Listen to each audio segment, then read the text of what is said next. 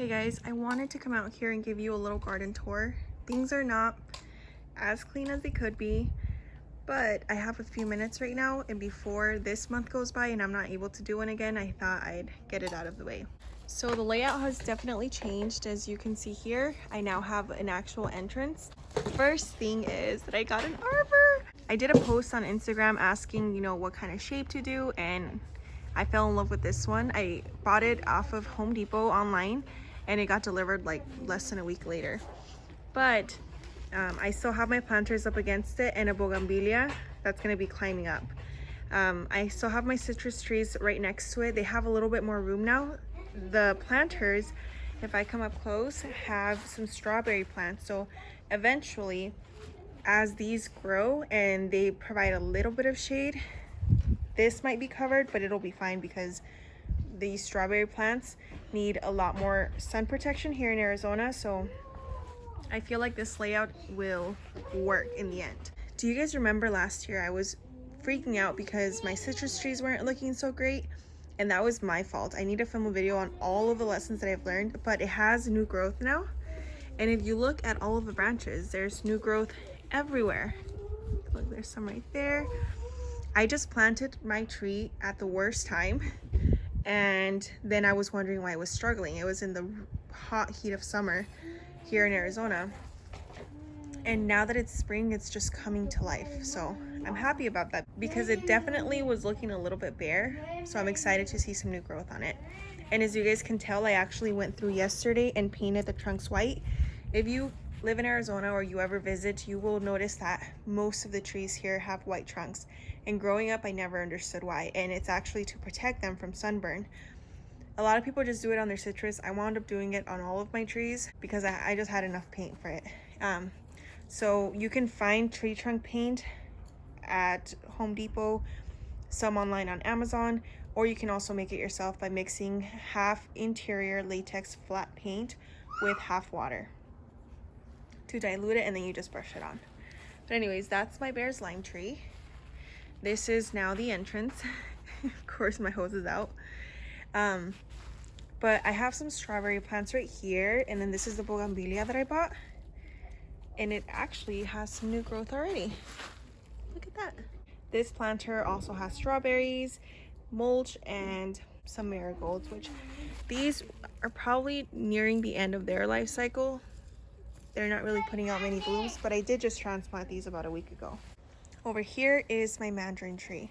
So one huge mistake that I made is I never checked for suckers, and you can see here there was a huge sucker growing from the rootstock, and all of last year not only was it struggling with the heat, it wasn't putting out any new growth, but the leaves that it did have looked really bad and curled. And I think a huge portion of it was the fact that the sucker that was growing from the rootstock was taking a lot of the energy from the tree itself, from the good portion of the tree that provides the fruit. Once I cut it off, the tree started to improve dramatically.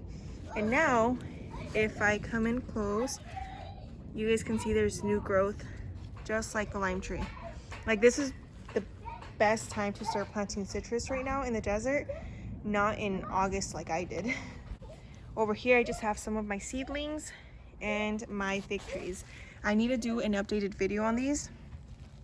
These are just some of them. I still have some indoors that need to progress a little bit more before I start introducing them outside. But look at this one, you guys. Oh my gosh, this one was super healthy. It looked just like all my other ones. And a few days ago, my 2-year-old picked it up, and I didn't realize when he dropped it, and all of the roots broke off.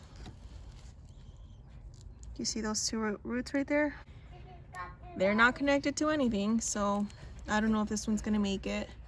I'm just gonna keep it just in case, but so far it doesn't look promising. The other ones, however, love it out here. I have a bunch of other seedlings out here, and some, do you guys see over there in the center? I forgot to plant anything. Some of these I definitely need to put into the garden ASAP. I just haven't gotten around to it. And then let me bring you over here. This is my little red ruby fig tree. Look at that.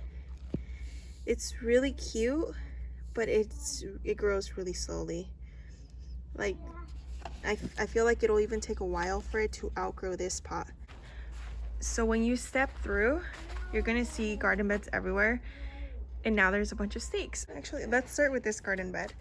You guys will notice that I have this trellis up here. I actually repurposed an old dog pen, cleaned it off, wiped it down, and then attached it to some 1x2 furring strips from Lowe's with some wire.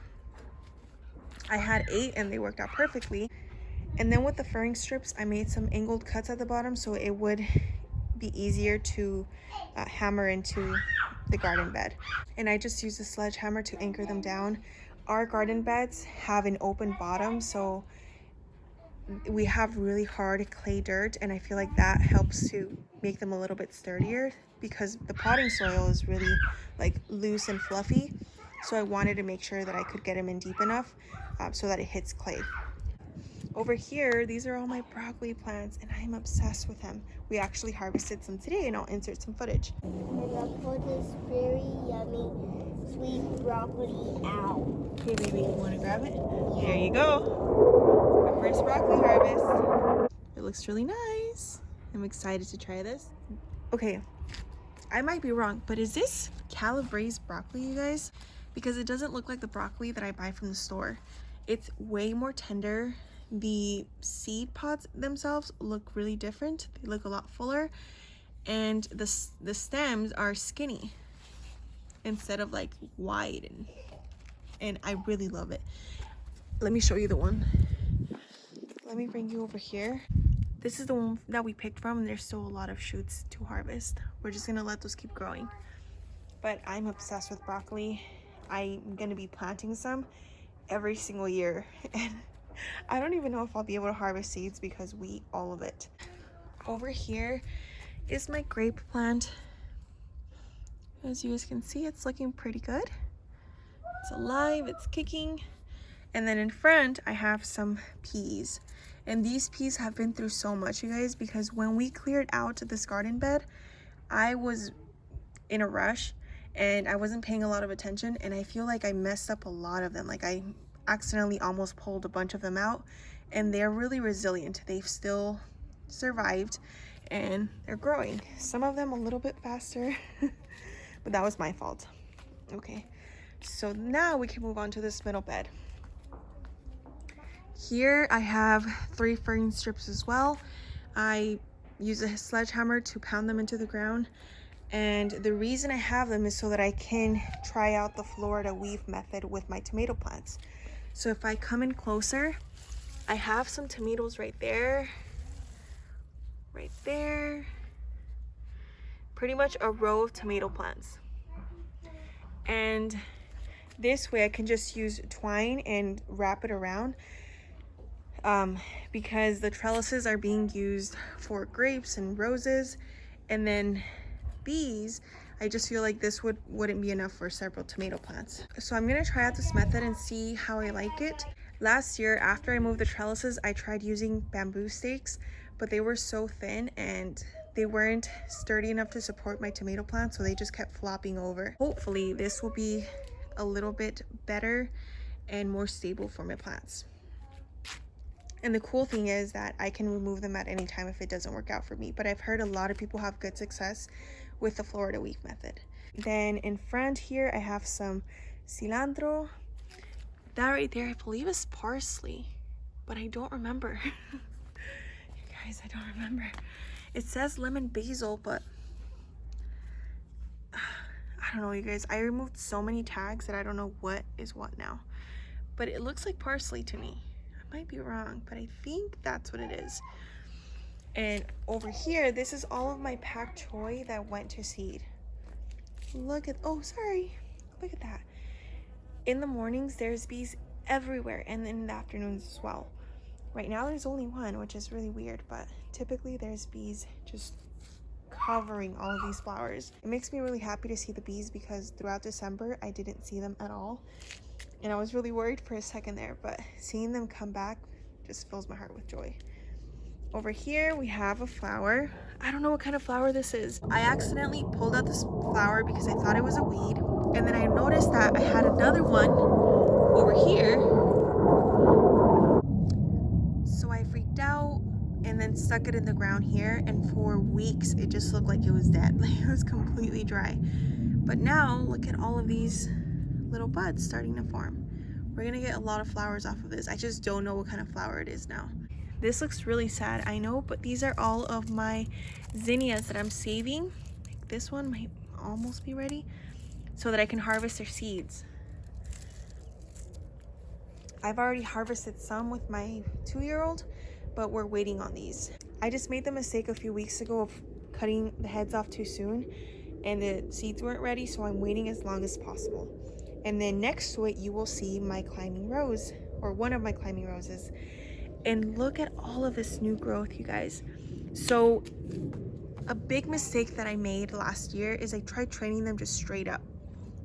Every single new shoot that would come out, I would immediately put it up vertically. And I got a few blooms, but they were always at the ends, and I probably got a total of maybe 5 or 6 blooms.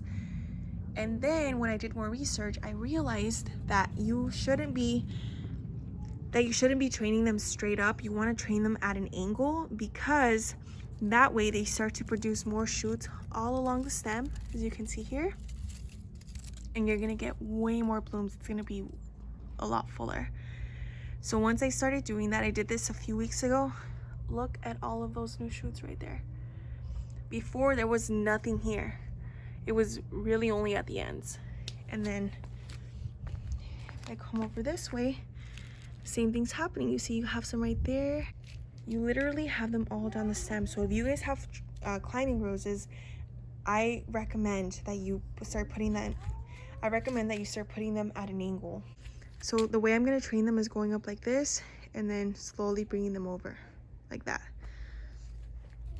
Now this bed is insane. We've harvested so much from it. We've harvested radishes and turnips and some rutabaga, and we've just been cooking them in the air fryer, and the kids love them and they love pulling them out even more. I have a lot of spinach right here that I definitely need to harvest and soon replace with other plants. Recently we planted some beans at the bottom of the trellis, but I don't see any coming up yet. I do want to show you this though. Do you guys see these? These are pepper plants, which is insane. So last year I had dedicated this to my peppers. I used up a lot of my stash of pepper seeds, and I wanted this to just be filled with pepper plants, but I planted them way too late and nothing ever came up, and I thought my seeds were just bad and I had just wasted my money. And then a few days ago when we were pulling out some turnips, I came across those. I don't know what kind of peppers they are, but I'm excited. And I wouldn't be surprised if when we remove all of this, if I find some other ones around here, but we'll see. We'll see at that point.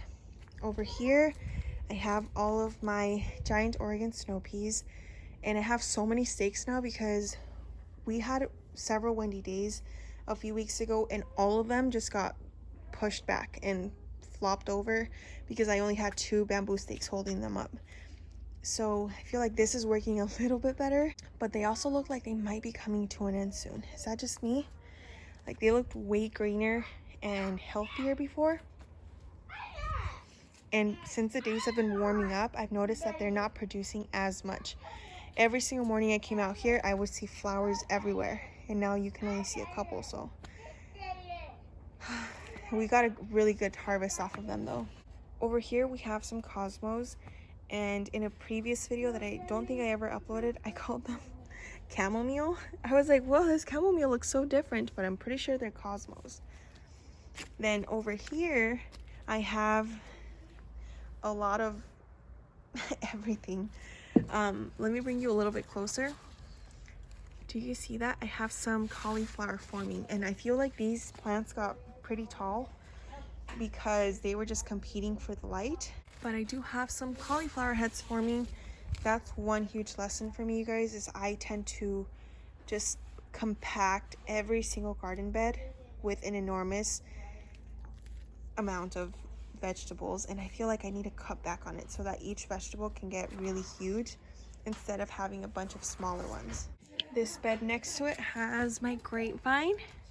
No, this is my flame grapevine from Walmart, and it's looking amazing. I'm very, very happy with it. I feel like every day it just puts out more and more leaves. And then the front of the trellis has a lot of climbing peas until the grape catches up. Over there we have carrots, some cabbages, and yeah, pretty much this bed is just full of cabbages and some onions here and there. I'm really happy though because all of the cabbages that you see around here were all compacted in that little area. And when I moved them over, they looked horrible. But they've been improving and they look pretty good right now. I might have to come in and water these some more though, because the days are getting way too hot now, you guys.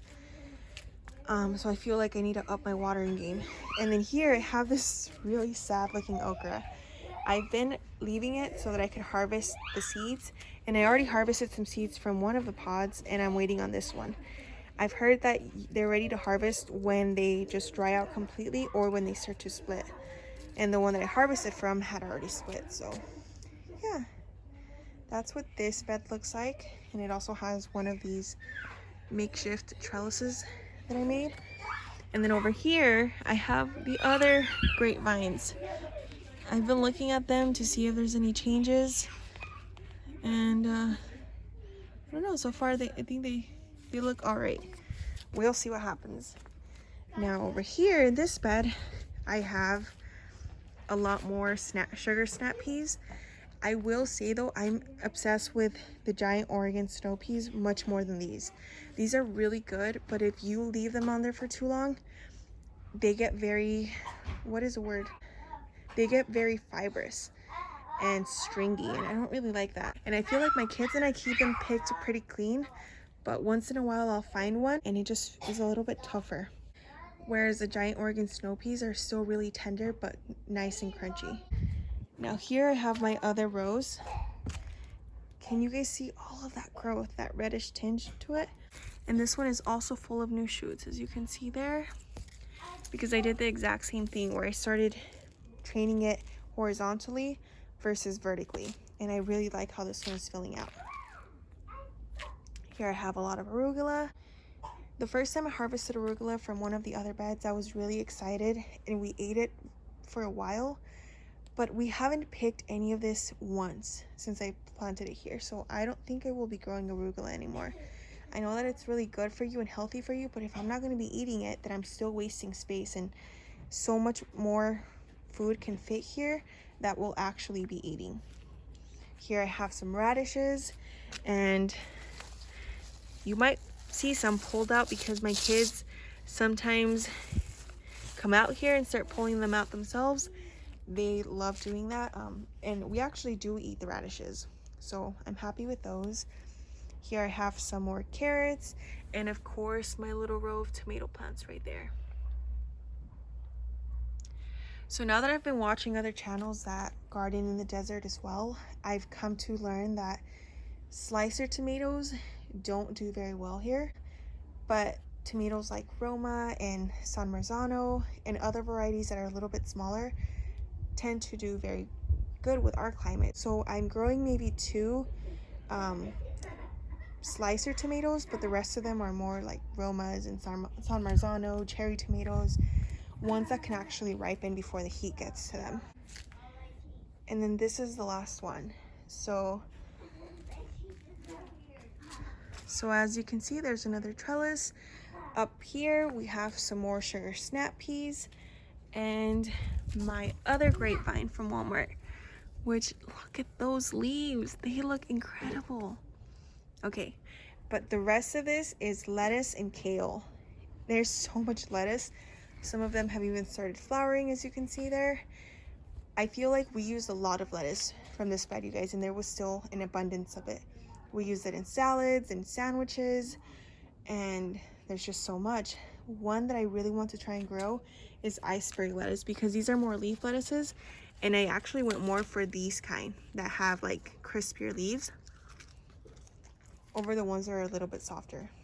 Underneath this trellis I planted some cucumbers, and they already came up, so I need to thin them out. I'm just waiting to see which ones get their first pair of true leaves. But we are gonna have cucumbers just climbing up this trellis. Over here we have some more kale, some more lettuce, and down the center I've planted some more pak choi. So we'll see if we can get another harvest of that before the days get too warm. As you guys can see, and don't mind that, we have a lot of trees now. This is my pineapple guava tree and it's doing amazing. It's been growing, it's put on some new foliage right here. And overall it just looks really healthy. Next we have a cara orange, and please tell me that that's not fruit right there, because it doesn't really look like leaves. It looks like it's maybe trying to put off fruit or little fruit buds, but I might be wrong because this is the first tree that I see that does this. I'm so excited to try one of these in a few years when it finally fruits, because I've heard that cara oranges are delicious. The inside flesh is really bright, and they say that it looks like a mixture or tastes like a mixture of grapefruit and orange and has more of like a raspberry aftertaste. I don't know, that's what I've heard. So I'm very excited to have this variety in my garden. Because I have limited space, I had to be very selective with the varieties that I chose.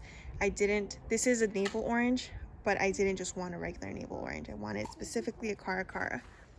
And if you guys saw my pomegranates tree, look at this. It looks amazing. If in the future, hi baby. If in the future I need any more trees, I'm definitely going to order from Grow Organic. I'm very pleased with the tree so far and all of the new growth that it's put on. It looks amazing. And it has such a pretty like orangish red color. It's beautiful. Next I have a Valencia orange. The reason I planted this one is because this is what you want for orange juice. I read online that regular navel oranges have some sort of chemical, I believe, in the fruit itself, where if you extract the juice after about 30 minutes, it's going to turn kind of bitter or sour, and these won't do that, and it'll give you that nice bright orange color that you see in typical orange juices, because this is the orange that they use for that. This one is empty because I have one more spot in my yard for a tree, and I'm holding it for and I'm reserving this for a Mexican cream guava or a Mexican white guava. That's what's gonna go there. And then over here I have a ruby red grapefruit. And I find the leaves on this one so interesting because look at that. It looks almost like a little heart, and then you get the leaf itself. And this one also has some new growth. Now on this portion of the yard, I have all of my berries against this trellis. So I'm gonna start over there and work my way down.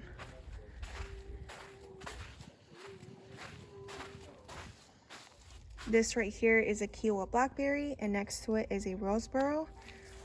All of these are roseboro. Most of them have definitely broken dormancy. Now I just need them to grow. Here is my sunshine blueberry. Earlier today I came in and my 2-year-old and I picked off all the flowers because I shouldn't be letting it flower yet the first year, or even sometimes people wait 2 years before they let them go to fruit, because you want the plant itself to establish its root systems and put on a lot of foliage and actually mature a little bit before it starts using up its energy to try and produce fruit. So far it looks amazing. I thought it would be impossible to grow blueberries in Arizona. So far, of course, I don't have a fruit yet, but the plant itself looks really healthy. I think I planted it at an optimum time, and also I have it in its own pot or grow bag. And the reason this is so important is because our soil here is very alkaline and blueberries like very acidic soil. So because there's peat moss in here and I have a soil acidifier, I'm going to continue to use that on this plant because so far it's looking amazing, I think anyways, and it keeps putting on new growth. So I'm just going to let it grow as much as possible this year. That way next year we can get an abundance of blueberries. In these 3 grow bags, I have my dormant red raspberries. And the reason I chose this variety is because this is the only variety that I read of that can tolerate a lot of heat. And of course, here in Arizona, we get a ton of heat. So I hope that these will be really good producers for me. And then that way I can try them out and tell you guys what I think of the fruit itself. But look at that. Definitely breaking dormancy. And then this is the one that I had purchased a while ago, and it's also looking really good right now. Did I go up a little too far with the paint? I think so. This contender peach is one that I transferred to a 10-gallon little grow bag because it's a dwarf variety, and I don't think it will ever actually give us any fruit because we don't have enough chill hours for it, but it will put on some foliage. So I'm going to let it grow, and I'm going to graft some scions from more Florida peach and probably some snow, is that what it's called? Some snow peach as well. So I'm not going to get rid of it. I'm going to still put it to use. That way I can practice my grafting and still get some production off of it. Now, in front of my kids' sandbox, I have several grow bags. These are 3-gallon grow bags, and the reason I have them here is so that they can plant their own little flower seeds. So we actually went through and already planted things a few days ago. Nothing has sprouted yet, but they were really excited to have a little portion that's all theirs. And then over here I have my deciduous fruit trees. So this is a Florida Prince peach, and this I bought from Willis Orchard, and it's actually in really good shape. It has started to break dormancy, as you can see there. And I also painted the trunk. This one is a Santa Rosa plum, and it also looks really amazing. And it has also broken dormancy. Here is my golden Dorset, and this is the one that I feel is the most behind. I mean, if you look closely, there are buds that look like they're starting to swell, but I feel like I still need to wait a little bit more to be certain. Yeah, this is the only one so far that gives me hope. I feel like this one is just a little bit behind the other ones, but I'm pretty sure it's gonna break dormancy soon. And then this one is my Anna apple, and this is the one that is definitely awake. Look at these leaves right here.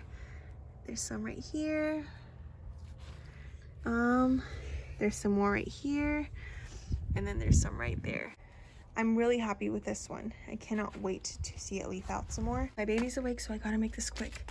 This is the last portion of my yard where I have my rose bushes. This one is broken dormancy, and I haven't watered them in a while, but I feel like I don't need to as much right here because they have a lot of shade. But this is what they look like. Yeah. So that's the end of this garden tour, you guys. I hope you enjoyed it. Thank you so much for watching, and I'll see you in my next one. Bye, guys.